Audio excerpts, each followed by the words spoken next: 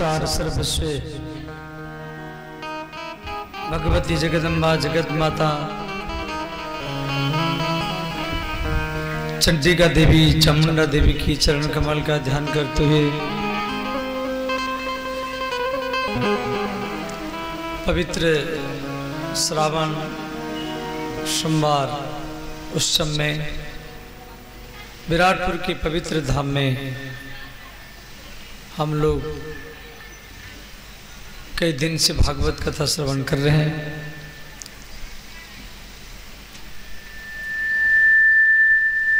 श्रोताओं,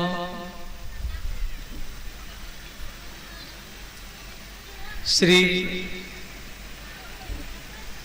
भगवान महादेव देवों के देव महादेव जिनके नाम पर सनातन धर्म बना हुआ है, सनातन नाम भगवान शिव जी का है। कल हम लोग शिव पुराण के आधार पर 12 ज्योतिर्लिंगों की कथा श्रवण कर रहे थे।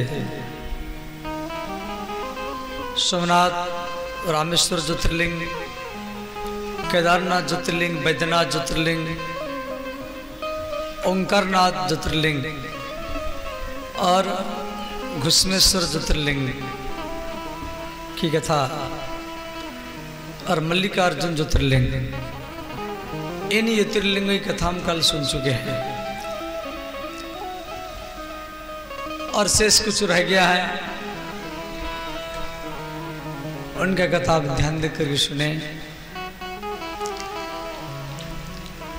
श्री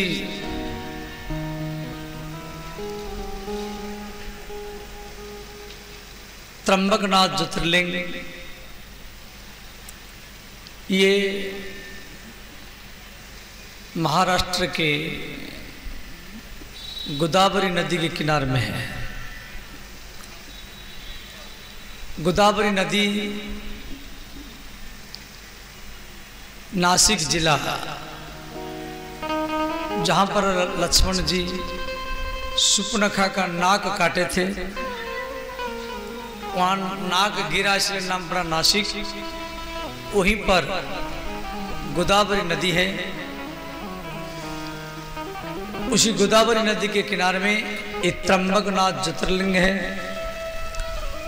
वहाँ पर 2027 में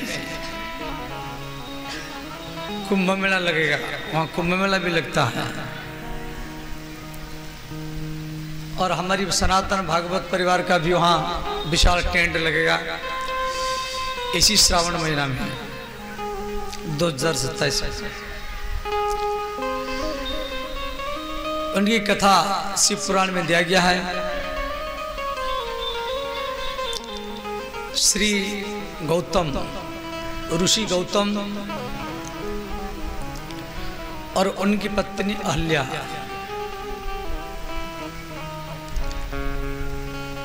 गौतम शब्द का अर्थ है गो प्लस उत्तम इक्वल टू गौतम।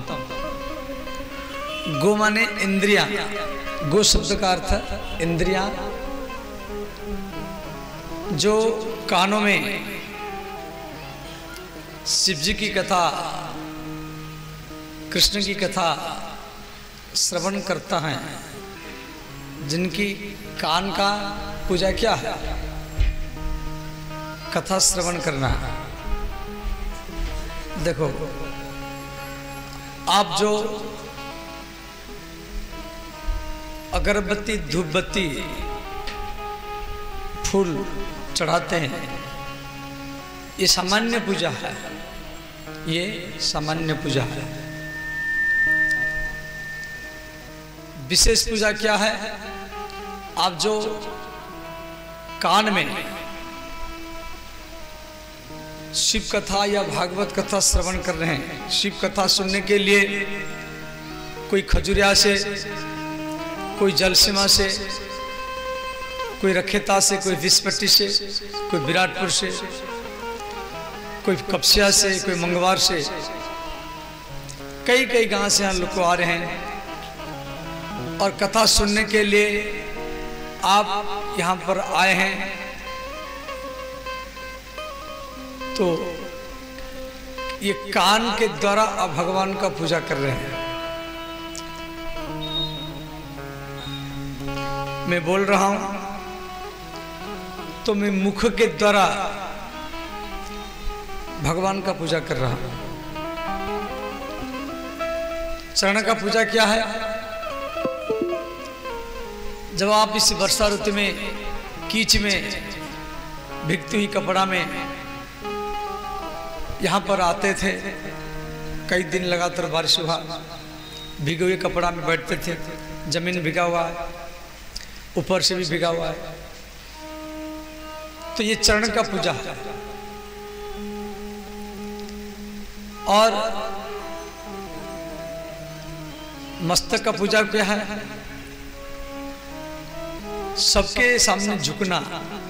जो समाज को, जो दूसरे को झुका देता है वो बड़ा नहीं होता है। जो दूसरे को झुका देता है वो बड़ा नहीं होता है। जो दूसरे के सामने झुक जाता है वही बड़ा ही होता है। छोटा हो बड़ा हो, स्त्री हो पुरुष हो, सबके सामने झुकना सीखो। मन में ऐसा मत सोचो ये स्त्री है मैं प्रणाम क्यों करूं, ये शूद्र है मैं प्रणाम क्यों करूं, ऐसा मन में नहीं सोचना है। देखो भगवान सबके भीतर में है। पुरुष हो, स्त्री हो, बच्चा हो, ब्राह्मण हो, क्षत्रिय हो, वैश्य हो, शूद्र हो, देशी हो, विदेशी हो, सबके भीतर में आत्मा के रूप में भगवान महादेव विराजमान है, भगवान कृष्ण विराजमान है। व्यक्ति को प्रणाम नहीं किया जाता है, जो आत्मा के रूप में भगवान शिव विराजमान है उन्हीं को ही प्रणाम किया जाता है। सोता और एक आदत डालो सबके सामने झुकने की, बस हाथ जोड़ दो। इससे आपको क्या फायदा होगा? आपका आयु बढ़ेगा, धन बढ़ेगा, प्रतिष्ठा बढ़ेगा। झुकता ही है जिसमें जान होती है, वरना अकड़त मृदा की पहचान होती है। तो सबके सामने झुकना ये मस्तक का पूजा है। समझ गए? भागवत धर्म कह रहे हैं पूजा किस तरीके से होता है। हम सोचते अगरबत्ती धूपबत्ती चढ़ा दिया अब भगवान हमारे काम करेगा। अच्छा, कई व्यक्ति क्या सोचता है, हम व्रत क्या है, एकादशी व्रत क्या है, हम सोमवार व्रत क्या है, अब भगवान हमारे काम करेगा। भगवान आपके व्रत के अधीन नहीं है। भगवान कोई कहता है जहाँ एकादशी व्रत क्या, पूर्णिमा व्रत क्या है, गणेश व्रत क्या है, सरस्वती व्रत क्या, अब भगवान हमारे काम करेगा। नहीं, भगवान आपके व्रत के अधीन नहीं है। व्रत करना अच्छा है परंतु समर्पित होकर करना है।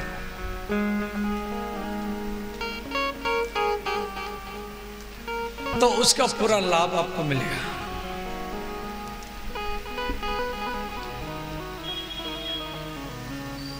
तो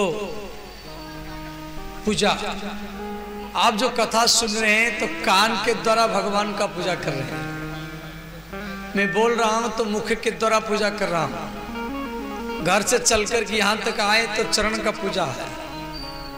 दूसरे के सामने झुकना मस्तक का पूजा है। इस प्रकार जो प्रत्येक इंद्रियों से भगवान का पूजा करता है उसी व्यक्ति को गौतम कहा जाता है। गौतम शब्द का अर्थ समझते? गो माने इंद्रियां, उत्तम माने अंतर्मुखी करना। ऋषि गौतम और इनकी धर्मपत्नी अहल्या है। तो अहल्या अति सुंदरी थी, ब्रह्मा जी की बेटी है। ये पंचवटी में, नासिक को पंचवटी कहा जाता है, वहां 5 बट वृक्ष अभी भी है। वहीं पर सीता माता का हरण हुआ था। वहीं पर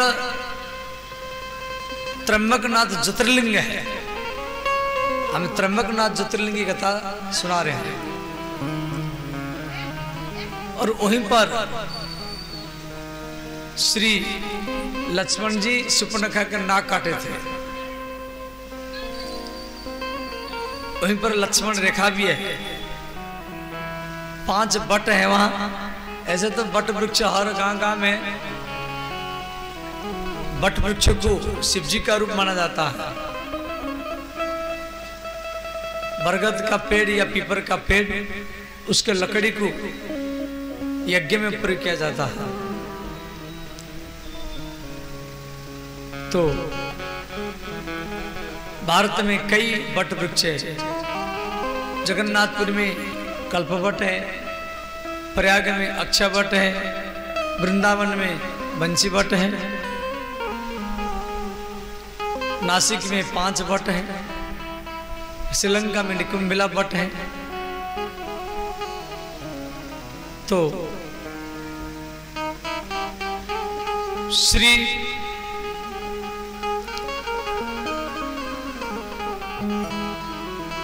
गौतम ऋषि और अहल्या वहां पर रहते थे। ब्राह्मण की समाज था, ऋषियों के समाज। एक कुआं था, उसी कुआं से सब जल पीते थे। एक बार क्या हुआ, गौतम ऋषि अपने शिष्य ब्रह्मचारी को बोले जाओ पानी लेके आओ। तो ये कुआं के पास पानी लेने के लिए गए। तो वहां पर ऋषि की पत्नी ब्राह्मणिया वो सब चारों तरफ खड़ी थी और अहल्या भी वहीं पर थी। तो अहल्या देखा ये ब्रह्मचारी है, संकोच कर रहा है। तो माता अहल्या क्या की, वो ब्रह्मचारी को बुला करके इसको पानी दिला दिया।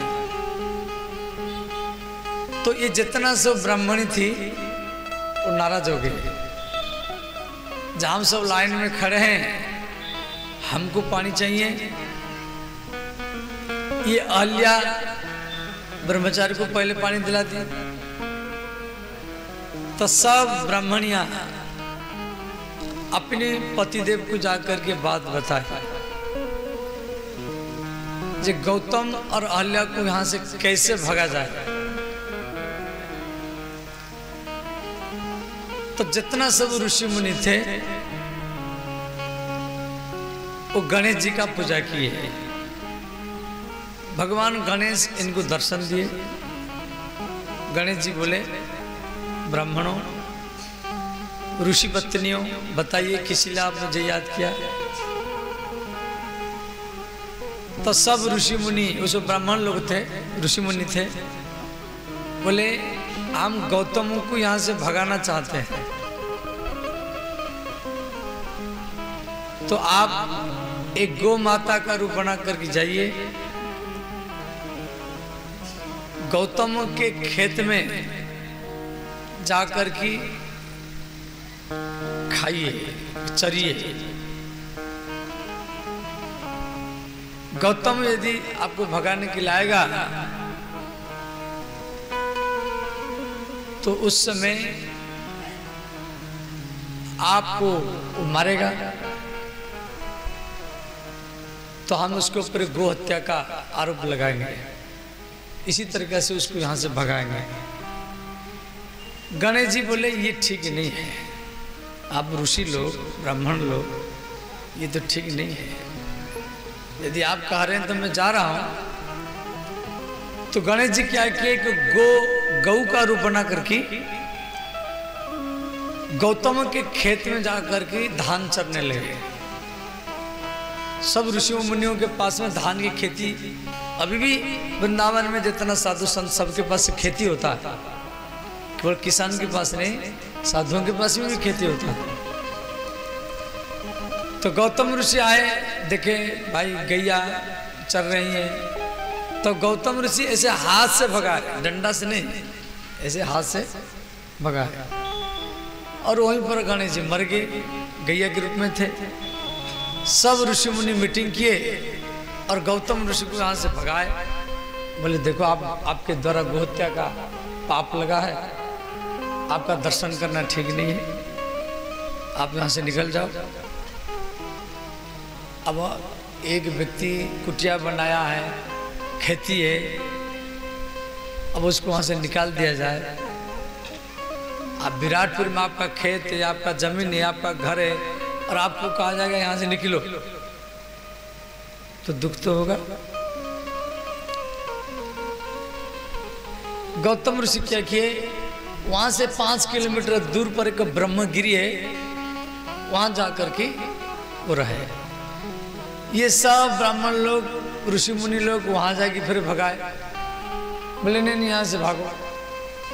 तो गौतम ऋषि उनको प्रणाम किए, उनके चरण में बोले ब्राह्मण देव, जो गलती हुआ अब मुझे दूसरा कोई दंड दीजिए। तो ब्राह्मण लोग बोले काम करो, आप हर रोज 1000 पार्थिव शिवलिंग का पूजा करो, तब ये आपका ब्रह्महत्या दोष, गोहत्या दोष दूर होगा। पार्थिव शिवलिंग समझ जाते हैं, शिवलिंग भी कई प्रकार के होते हैं। पत्थर का शिवलिंग,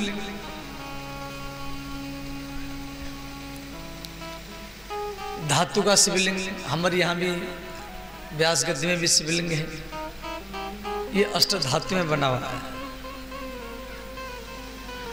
कांच का शिवलिंग, पारद का शिवलिंग, स्फटिक का शिवलिंग, और शालिग्राम का शिवलिंग। शालिग्राम को भी शिवलिंग बना करके अभी पूजा कर सकते हैं। कागज का, कपड़ा का शिवलिंग, कागज में शिवलिंग बनाते हैं। परंतु सबसे उत्तम शिवलिंग माना जाता है मिट्टी का शिवलिंग, जिसको बोलते पार्थिव शिवलिंग। पार्थिव माने मिट्टी, मिट्टी का शिवलिंग बनाना, फिर उसको सुखाना, फिर उसमें पूजा करना। सोमवार के दिन, सोमवार कल में बताया था, सोमवार को शिव जी का पूजा क्यों होता है। सोम माने चंद्रमा, चंद्रमा को दक्ष प्रजापति का अभिशाप था, चंद्रमा आकर के शिवलिंग का पूजा किया था, भगवान शिव प्रकट हुए, चंद्रमा को अपनी जटा में धारण किए, जो कथा शिव पुराण में दिया गया है। इसलिए सोमवार को ये शिव जी का वार, सोम शब्द का अर्थ चंद्रमा। और श्री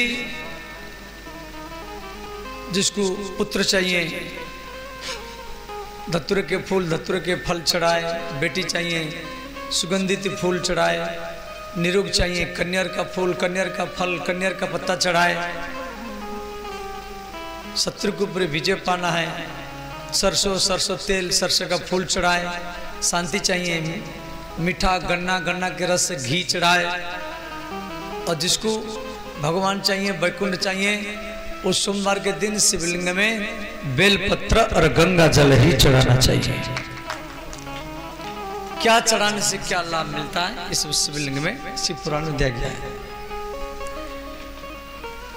तो मिट्टी का शिवलिंग सबसे अच्छा माना जाता है। हाथ में मिट्टी का शिवलिंग बनाना, फिर पूजा करना, फिर जल में विसर्जन करना।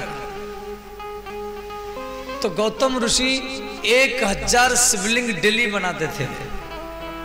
हाथ में डेली उनकी पत्नी दोनों मिलकर के बनाते थे, छोटे छोटे शिवलिंग सुखाते थे, पूजा करते थे, और पूजा के बाद में फिर उसको विसर्जन करते थे। ये जितना सब शंकराचार्य है वो सब ऐसे ही करते हैं इस श्रावण महीना। तो इनके इस प्रकार शिव भक्ति में भगवान महादेव प्रकट हो गए और ब्रह्मा विष्णु प्रकट हुए। और माता पार्वती भी प्रकट हो गई। बोले श्री शंकर भगवान की जय। तो ब्रह्मा विष्णु शिव और माता पार्वती चारों प्रकट हुए। तो भगवान महादेव बोले गौतम हम आपके भक्ति में प्रसन्न हैं, जो इच्छा है मांगो।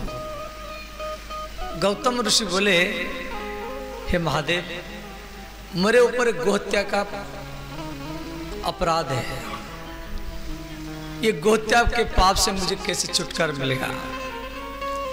भगवान महादेव बोले गौतम गोहत्या आपने किया है, वो एक षड्यंत्र था, षड्यंत्र आपको भगाने का।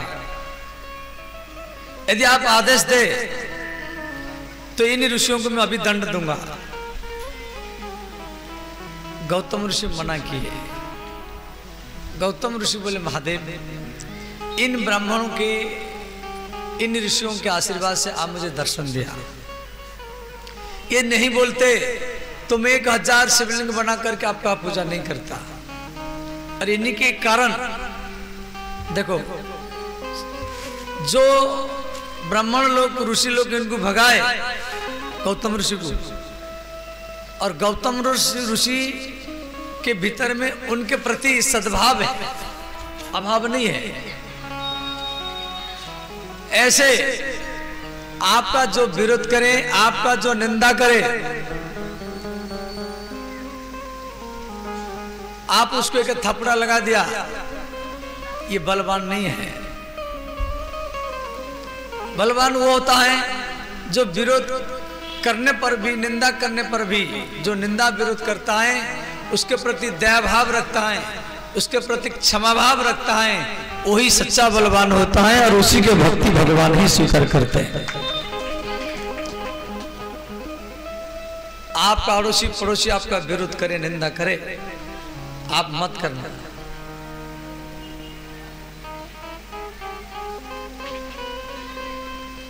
आप देखिए रामचरितमानस में जो कैकेयी माता राम जी को वनवास दिया, 14 वर्ष वन में जाओ, ये कुंडल मुकुट उतार दो, कसा हुआ वस्त्र पहरो, और भगवान राम जब अयोध्या में आए पहले कौशल्या को प्रणाम नहीं किए, पहले वशिष्ठ को नहीं, पहले कैकेयी को प्रणाम किए थे। रामचरितमानस में है प्रथम राम भेटी कैकेयी, प्रथम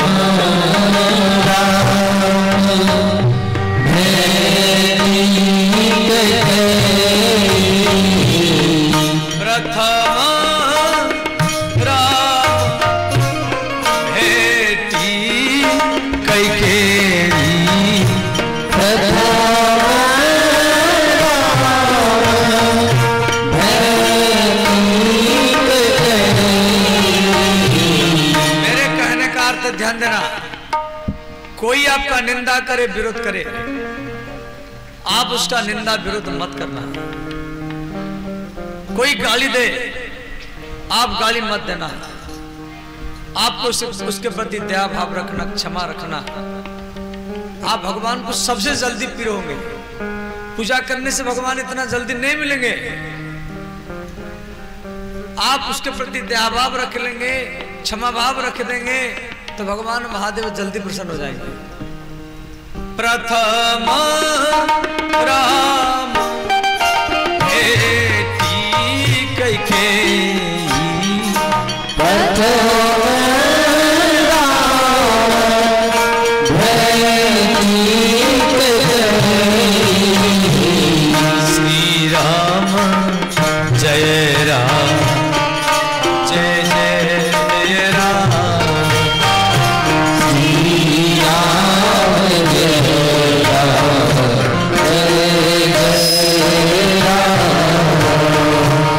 श्री राम जय राम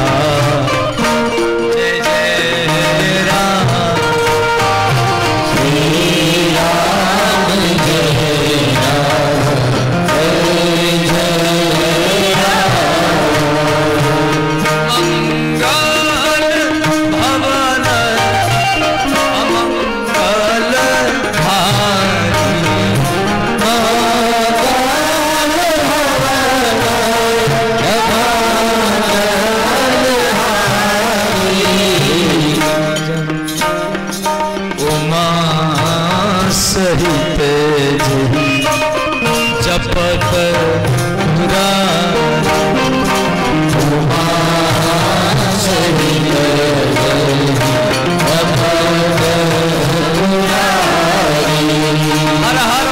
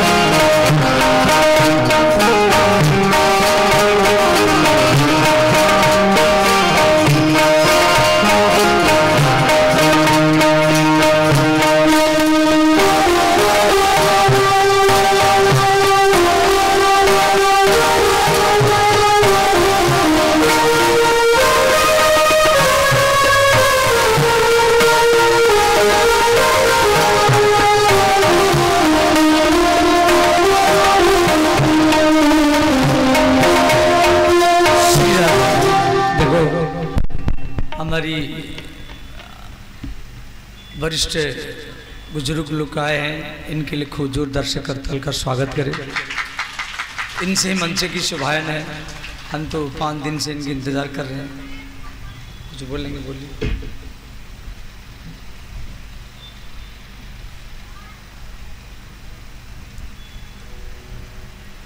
तो ध्यान देना,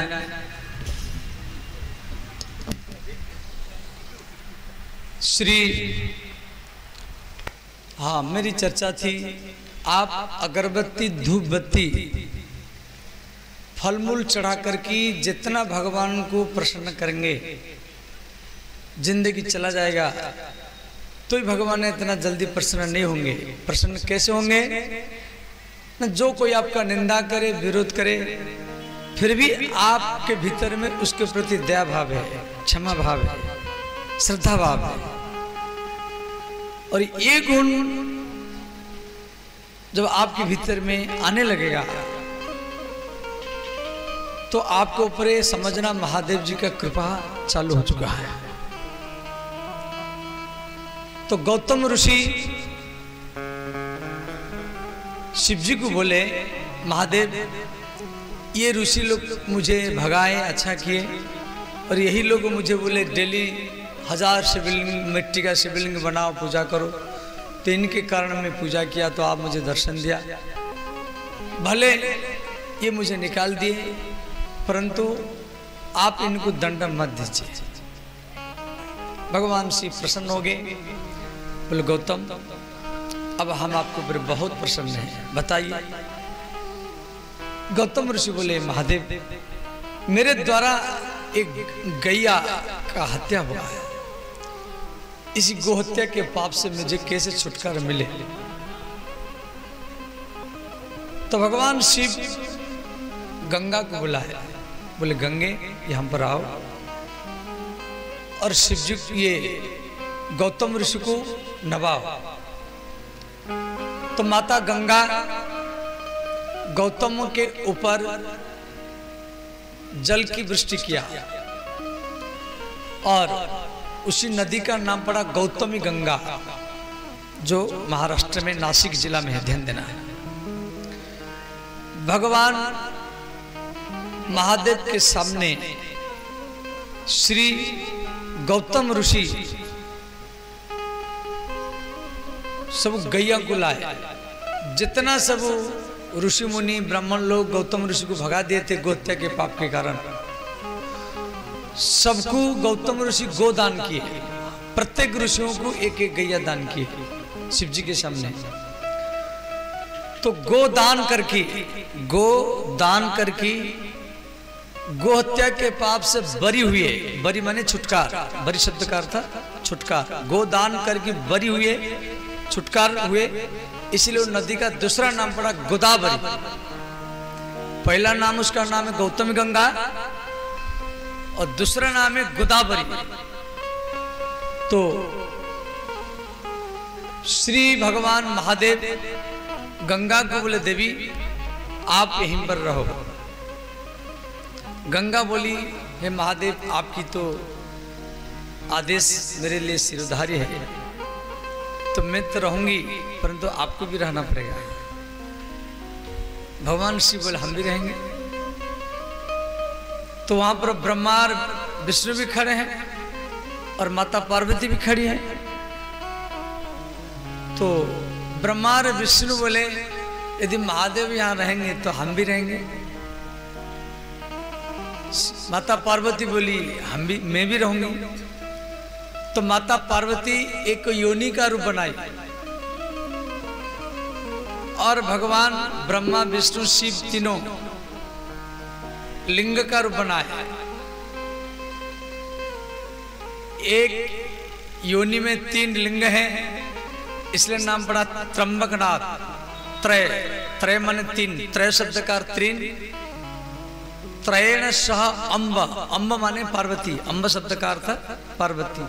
त्रयेण सह अम्ब इक्वल टू त्र्यंबक नाथ। बोले श्री त्र्यंबकनाथ भगवान की जय। त्र्यंबकनाथ ज्योतिर्लिंग ये गोदावरी नदी के किनारे में महाराष्ट्र में नासिक जिला में पड़ता है।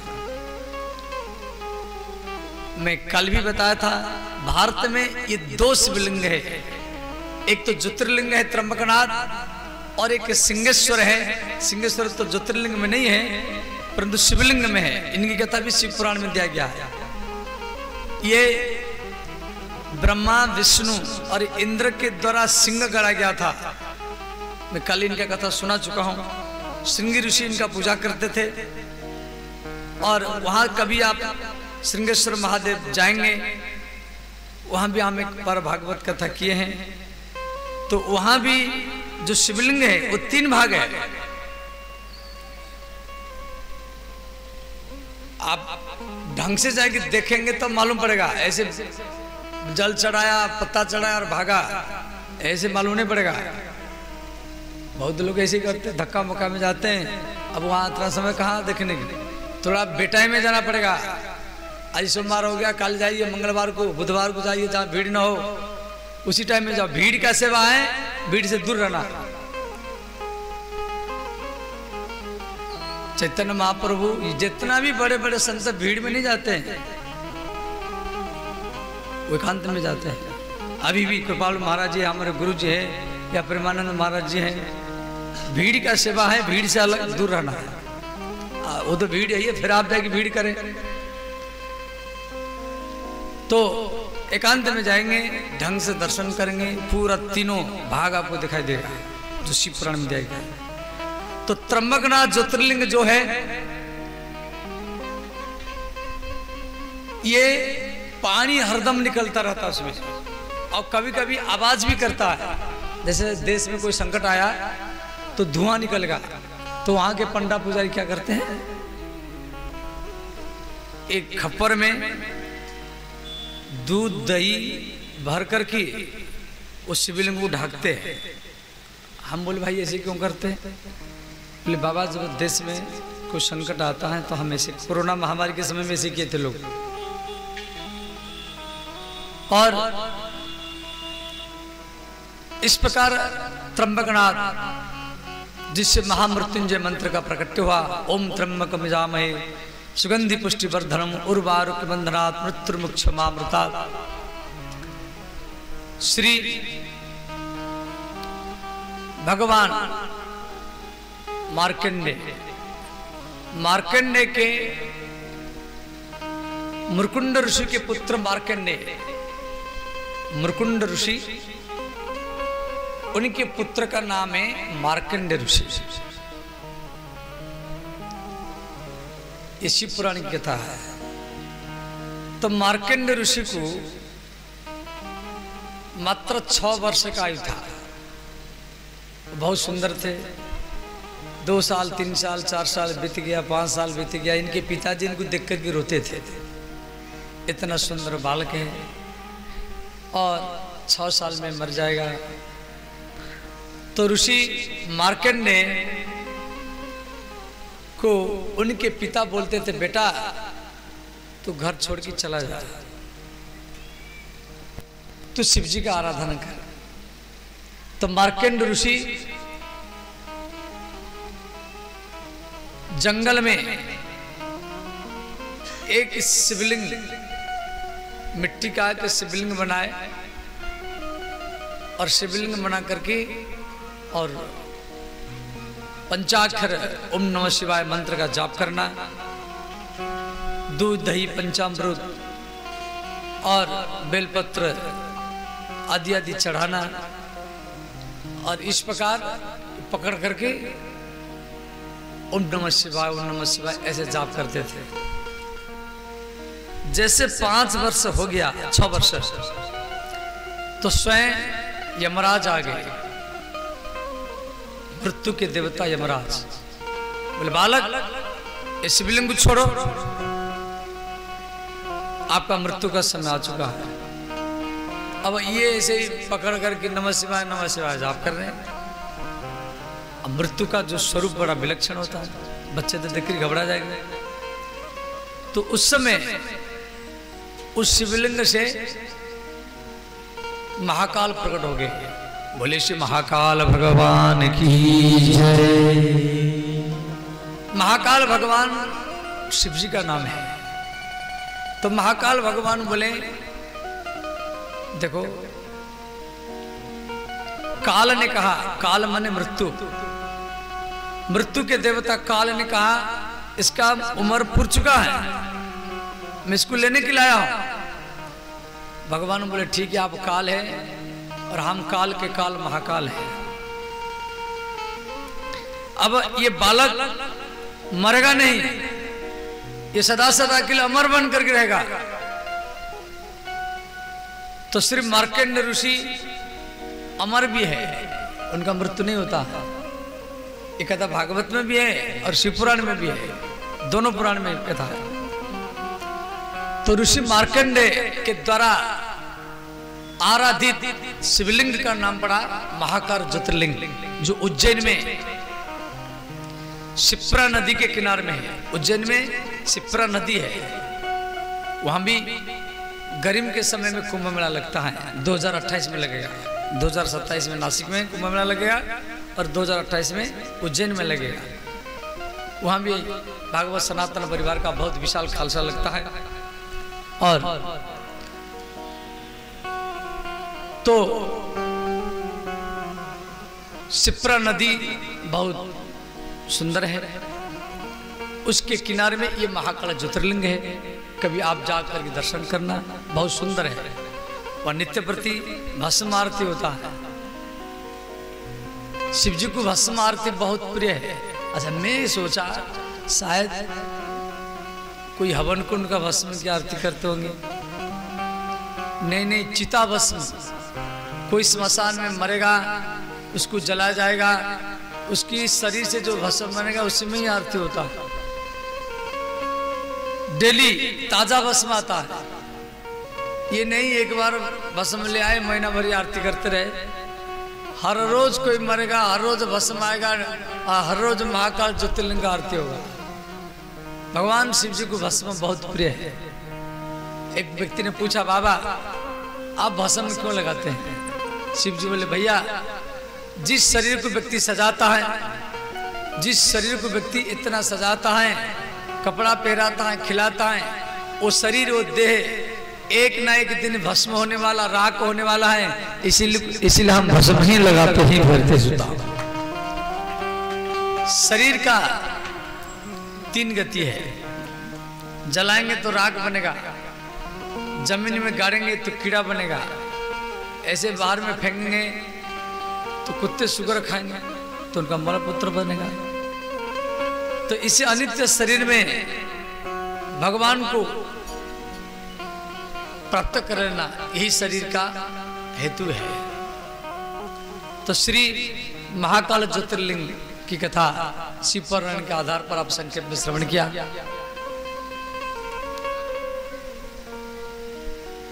रावण के भाई का नाम है कुंभकर्ण। कुंभकर्ण की पत्नी के नाम है कर्कटी। कर्कटी का बेटा है भीमासुर। ये कुंभकर्ण से भी ज्यादा बलवान था। और ये भीमासुर को मारने के लिए भगवान शिव बम्बे के पास पुणे जिला में डाकिनी तीर्थ में भीमासुर ज्योतिर्लिंग के रूप में प्रकट हुए। बोले श्री भीमेश्वर भगवान की जय। भीमेश्वर ज्योतिर्लिंग ये महाराष्ट्र के पुणे जिला में है। जो गए होंगे देखे होंगे। श्री नागेश्वर ज्योतिर्लिंग ये द्वारिका में है। हमारी सनातन धर्म में नाग को शिवजी का रूप माना जाता है और नागिनी को पार्वती का रूप माना जाता है।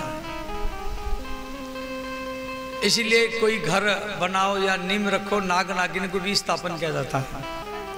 नाग पंचमी व्रत आप लोग किए और करना ही चाहिए।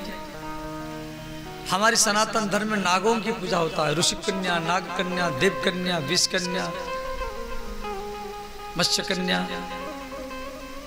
नागेश्वर ज्योतिर्लिंग ये द्वारिका में है। बोले श्री नागेश्वर भगवान की जय। भगवान महादेव ब्रह्मा को विश्व को सृष्टि करने के लिए प्रेरित किए। जब आप सृष्टि करो तो भगवान ब्रह्मा शिव जी को बोले मैं तो सृष्टि करूंगा, परंतु ये सृष्टि के बाद में मेरे मन में अहंकार अभिमान ना आए, इसके लिए क्या उपाय। तो भगवान शिव ब्रह्मा को ज्ञान का उपदेश दिए। वो ज्योतिर्लिंग का नाम पड़ा विश्वनाथ। ज्ञान का उपदेश दिए थे। वहाँ ज्ञान वापी कुआं था, परंतु वहाँ ज्ञान वापी मस्जिद बन गया, जो वाराणसी में है, काशी में। जो काशी में गए होंगे देखे होंगे। काशी में जो मूल नंदी है, बहुत विशाल नंदी है, उसका मुख मस्जिद की तरफ है। वो मस्जिद नहीं है, वो ज्ञान वापी कुआं था जहां पर भगवान शिव ब्रह्मा को ज्ञान का उपदेश दिए थे। वही मूल शिवलिंग है। अब उस समय औरंगजेब बाबर ये सब हमला करके बहुत मंदिर तोड़े। कृष्ण जन्मभूमि को तोड़े, राम जन्मभूमि को तोड़े, काशी विश्वनाथ मंदिर तोड़े। अभी भी वृंदावन में गोविंद देव जी का मंदिर टूटा हुआ पड़ा है। जबरदस्त सनातन धर्म को मिटाने के लिए सनातन धर्म के जितना गुरुकुल में बच्चे पढ़ते थे उनको जिंदा जला देते थे। हिंदू धर्म में जितना सुंदरी कन्या है उनको जबरदस्त उठा करके ले जाते थे। इसीलिए उस समय बाल्य विवाह प्रथा प्रचलित हुआ। छोटे छोटे कन्याओं को कम उम्र में शादी कर दिया जाता था। और इतना मुसलमान का हमला था उस समय में। इतिहास आप देखेंगे, कृष्ण जन्मभूमि, राम जन्मभूमि, काशी विश्वनाथ मंदिर 30 बार टूटा है और 30 बार बना है। कोई मुसलमान राजा तोड़ता था, कोई हिंदू राजा बनाता था, कोई मुसलमान राजा तोड़ता था, फिर हिंदू राजा बनाता था। ऐसे ही सब चलता रहा। अभी तो राम जन्मभूमि बन रहा है और काशी विश्वनाथ का बारी है और फिर कृष्ण जन्मभूमि का बारी है। और उस समय औरंगजेब प्रतिज्ञा किया था, मुझे 1.25 मन जनेऊ चाहिए। 1.25 मन समझाते हैं, 50 किलो। 50 किलो जनेऊ माने सब ब्राह्मण को इकट्ठा करो, उनके जनेऊ को उतारो। 50 किलो हुआ कि नहीं? उन ब्राह्मणों को धर्मांतर करो, गोमांस खिलाओ, तो 50 किलो होगा तो वो भोजन करता था। ये उसका नियम था।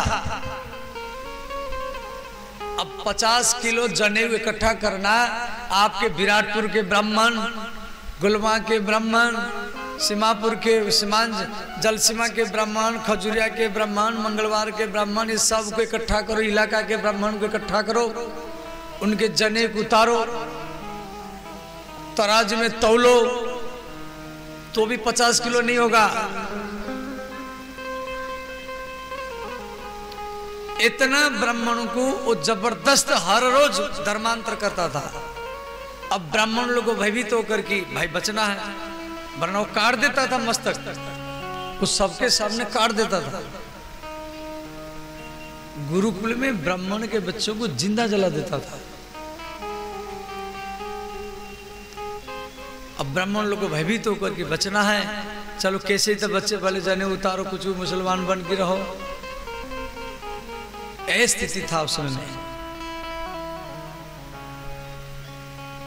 हमारी सनातन धर्म में जितना आर्य ग्रंथ था, रामायण, भागवत, गीता, उनको इकट्ठा करके सब जलाते थे, आग लगाते थे। वेदों को, पुराण को कोई बोल नहीं सकता था, उनके सामने क्या बोलेंगे, इतना अत्याचार था।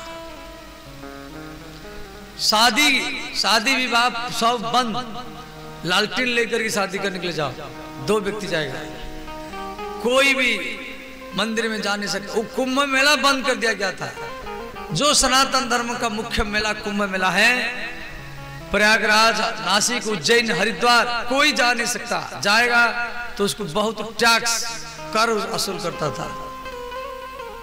वृंदावन में जो वृंदावन का मुख्य पर्व कृष्ण जन्माष्टमी, होली उत्सव, ये वृंदावन का मुख्य उत्सव, वो कभी से 8-10 साल तक बंद रहा। औरंगजेब के समय में कोई होली उत्सव नहीं कर सकता, वो काट देता था। कई अभी भी वृंदावन में कई मंदिर टूटा हुआ पड़ा है। गोविंद देव जी के मंदिर आपको दर्शन करने जाना, सोने की खंबा का मंदिर है वृंदावन में, सोने की खंबा मंदिर है, बहुत विशाल सोने की खंबा है, उसके सामने गोविंद देव जी का मंदिर है, वो टूटा हुआ पड़ा अभी भी। ये तो कृष्ण जन्मभूमि है, वहां मस्जिद खड़ा है, परंतु वृंदावन का नाम था मोमिनाबाद, मथुरा का नाम रखा था इस्लामपुर, अयोध्या का नाम रखा था फैजाबाद, प्रयागराज का नाम इलाहाबाद, सब नाम चेंज कर देते। अभी वहां के मुख्यमंत्री योगी आदित्य जी, वो भी सब नाम को चेंज करके जो सब पहले था ऐसे बनाते जा रहे हैं। ऐसा समय सब हमारी बड़े बूढ़े लोग, हमारे बुजुर्ग लोग सो झीला है। इतना विपरीत परिस्थिति में, अच्छा सनातन का अर्थ है, ध्यान देना, सनातन धर्म का अर्थ क्या जानते?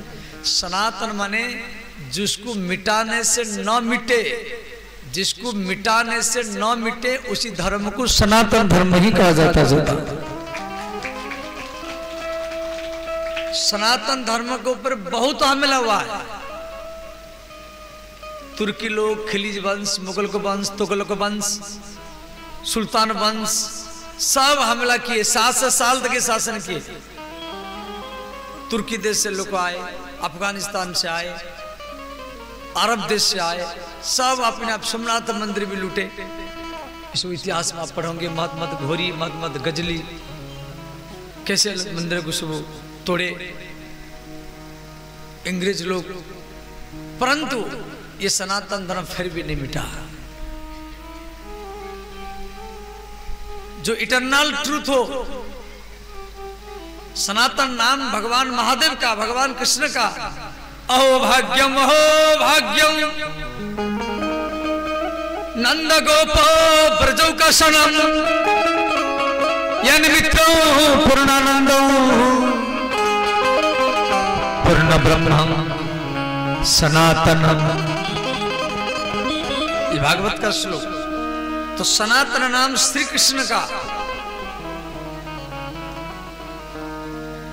सनातन धर्म को मिटाने के लिए हिरणाक्षेरण कश्यप आए, रावण कुंभकर्ण आए, कोई नहीं मिटा पाया। और मुसलमान ये सुपर्णखा के वंशज है, जो भविष्य पुराण में दिया गया है। भविष्य पुराण में कथा है, मैं बता दे रहा हूं। रावण मरने के बाद रावण की बहन सुपर्णखा नहीं मरा। सुपर्णखा गुरु शुक्राचार्य जी के पास गई। शुक्राचार्य जी ये राक्षसों के कुल गुरु है। जैसे देवताओं के कुल गुरु बृहस्पति है, जिनके नाम पर बृहस्पति बार बना है। राक्षस लोग बोले हमारे गुरु जी के नाम पर भी एक बार बना दो, तो शुक्रवार। शुक्राचार्य जी सुपर्णखा को लेकर के काशी विश्वनाथ मंदिर में आए। काशी में शुक्रेश्वर शिवलिंग है, शुक्रेश्वर शिवलिंग। आप जाके वहां दर्शन करना। तो भगवान काशी विश्वनाथ को शुक्राचार्य जी पूजा किए, तो भगवान महादेव इनको दर्शन दिए। शुक्राचार्य जी बोले महादेव मैं राक्षसों का कुल गुरु हूं, राक्षस जाति का उत्थान कैसे होगा? क्यों राम संपूर्ण राक्षसों का विनाश कर दिया है, अब इनका उत्थान कैसे होगा? तो भगवान महादेव शुक्राचार्य जी को शिवलिंग दिए, बोलिए ले जाओ भारत खंड के बाहर इस शिवलिंग का स्थापना करो। भारत खंड के बाहर, कल में बताया था भारत खंड हिमालयात समारंभं यावत इंदु सरोवरम आद्यंतक्षर योगतः हिंदुस्तान मुच्यते है। भारत से 15 देश बना है, Pakistan, Afghanistan, Iraq, Iran, Tibet, Vietnam, Nepal, Bhutan, Bangladesh, Sri Lanka, Maldives, Malaysia, ये सब भारत से बना है। प्राचीन भारत का वर्णन बृहस्पति पुराण में बृहस्पति जी लिखे हैं, हिमालयात समारंभ, मन हिमालय से लेकर के यावत इंदु सरोवरम, जहां तक भारत महासागर है, आद्यंतक्षर युगत हिंदुस्तान उच्चते है। अब भारत खंड के बाहर अरब देश में गए, कौन? शुक्राचार्य जी, सुपर्णखा को लेकर के। शुक्राचार्य जी के बेटा का नाम है अरब। शुक्राचार्य जी के बेटा का नाम है अरब, जिनके नाम पर अरब देश बना है। और वहीं पर शुक्राचार्य जी सुपर्णखा को बोले आप शिवलिंग का पूजा करो और यहीं से राक्षस जाति का उत्थान होगा। सुपर्णखा वहां पूजा करने लगी। फिर उसके बच्चे से हुए, तो सुपर्णखा के नाक कान को भगवान लक्ष्मण काट दिए थे। तो सुपर्णखा क्या करती थी, अब नाक कान काटने के बाद व्यक्ति ढकता है, भाई कान को आप कपड़ा से ढक देंगे और नाक को मास्क पहन के, जैसे कोरोना के समय में जब मास्क पहने तो उसमें कटा हुआ नाक दिखाई नहीं देता है। तो सुपर्णखा क्या करती थी, नाक और कान को ढकने के लिए एक कपड़ा ढकती थी मुख में।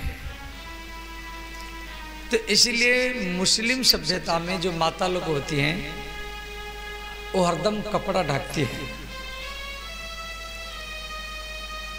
और शुक्राचार्य जी इनके वंश को बढ़ाए। शुक्राचार्य जी के नाम पर शुक्रवार है, इसलिए शुक्रवार इनका सबसे बड़ा पर्व माना जाता है। शुक्रवार को ज्यादा नमाज पढ़ते हैं। ये सब भविष्य पुराण में लिखा हुआ है, व्यास जी लिखे और कोई दूसरा नहीं लिखा है, हमारी व्यास जी सब लिखे जो मुस्लिम धर्म का उत्पत्ति कैसे हुआ। और अरब देश में ज्यादा बारिश नहीं होता, साधारण धूप, जैसे हमारे राजस्थान में बारिश नहीं होता है। अभी की बात तो ज्यादा बारिश हुआ इस समय, परंतु हर साल नहीं होता वहां बारिश। और ऐसे अरब देश में बारिश नहीं होता है, हरदम धूप पड़ता रहता है। वहां पर ज्यादा तेल है, डीजल पेट्रोल बहुत है, वहां के लोग बड़े धनवान होते हैं। वो डीजल पेट्रोल पूरा नीचे भरा हुआ, वहीं पे कुवैत है, दुबई है और ये सब अरब। तो वहाँ बारिश नहीं होने के कारण धूप पड़ता है, तो धूप से बचने के लिए लोग टोपी पहनता है, सफेद टोपी। इसीलिए मुस्लिम संप्रदाय में सफेद टोपी पहनने का एक नियम है। जब लकड़ी बारिश नहीं होता है तो पेड़ नहीं होता है, पेड़ नहीं होने के कारण लकड़ी नहीं मिलता है। तो लकड़ी नहीं मिलता है तो कोई व्यक्ति मर जाता है तो उसको जलाने के लिए लकड़ी वहां मिलता नहीं है। इसी कारण वहां के लोग क्या करते, जमीन में गाड़ देते हैं। तो वहीं से मुस्लिम धर्म का उत्पत्ति सारा 52 देश में फैला। और हम लोग हिंदू लोग जब शादी विवाह बंद करते हैं, वो शादी विवाह चालू करते हैं। हम लोग दाढ़ी मूंछ काटते हैं, वो दाढ़ी मूंछ रखते हैं। माने वो उल्टा करके विरोध भाव से वो धर्म को बनाए। तो भागवत में दिया गया है कैसे भी संकेतम परिहासम स्तोभम हेलनामेव वाह।